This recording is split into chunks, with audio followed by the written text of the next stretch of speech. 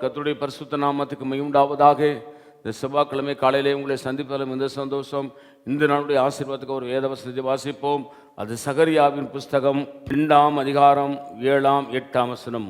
Babylon குமார்த்திடத்தில் குடியிருக்கிற சீயோனே, உன்னை விடுவித்துக்கொள், பிற்பாடு மகிமை உண்டாகும் என்று சேனைகளின் கர்த்தர் சொல்லுகிறார்.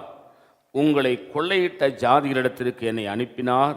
உங்களை தொடுகிறவன் அவருடைய கண்மணியை தொடுகிறான். அல்லேலூயா.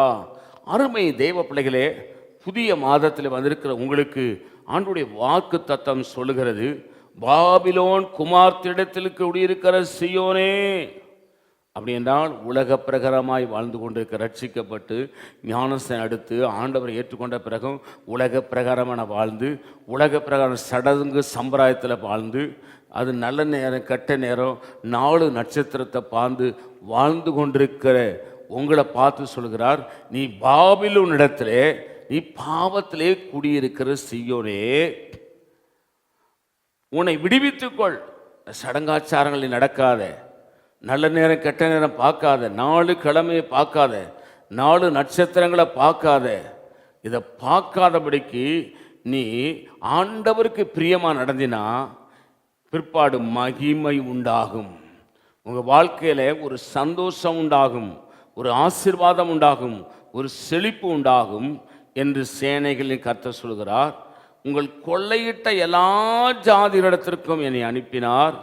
உங்களை தொடுகிறவன் அவருடைய கண்மணியை தொடுகிறான். அல்லேலூயா. எப்ப நீங்கள் பாபிலோனில் குடியிருக்கிற வரைக்கும் சடங்காச்சாரங்களே, 4 நட்சத்திரங்களே, நாட்களை, பலவிதமான நல்ல நேரம் கெட்ட நேரம் நாம் பார்த்துக்கிட்டு இருந்தீங்கன்னா உங்களை தொடுகிறவன் தொட்டுக்கொண்டே இருப்பான். அதெல்லாம் செய்யாதபடிக்கு ஆண்டவருக்கு பிரியமாக நடந்தீங்கன்னா உங்களை தொடுகிறவன் இயேசுநாதருடைய கண்மணியை தொடுகிறானாம். அல்லேலூயா.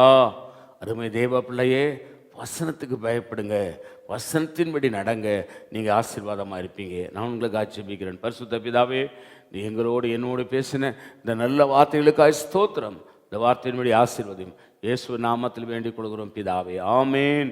God bless you. கர்த்தர் உங்களை ஆசீர்வதிப்பாராக.